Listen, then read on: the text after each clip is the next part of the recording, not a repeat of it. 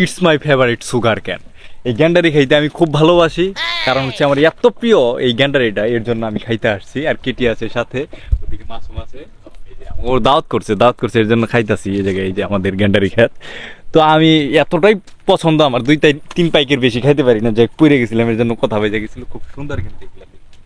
কারণ আমরা ভিতরের দিকে একটু যাইতাছি, আসলে খাবো দেখি এইখান থেকে খাওয়া যায় কিনা। খুবই টেস্টি হয় এগুলা। হ্যাঁ, এই যে এই, কি করছ এই? ঠিক, নিজের তো, এর জন্য আর কি। ঠিক আছে, আমরা একটু ওইদিকে যেতেছি। কেটি এখন ওই গ্যান্ডারিটা কাটবো। হ্যাঁ কাটো রে, বৃষ্টি হইব মনে হয়।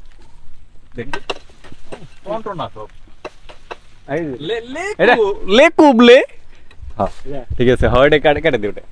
এরা হয় ওটা ঠিক বুঝেছ আছে। কিন্তু দে জয় মহান শিল্পীর জয়।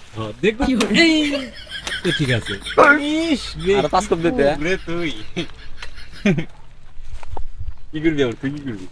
অভিজ্ঞতা আমার এটা দি, আরেকটা দি। আমি বেশি খাওয়া পাই না, আগুন সত্যি আগুন। কত খায় নি আগে, পরে কথা বলবো। কি করবি তুই? আমি এমনি ধরু না ওটা না। রসমালাই হ্যাঁ।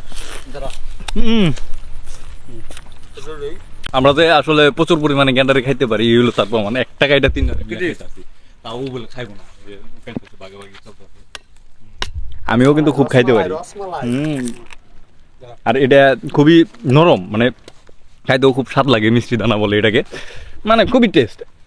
একটা বেশি খাইতে পারি না, একটাই জুলুম হয়ে যায়।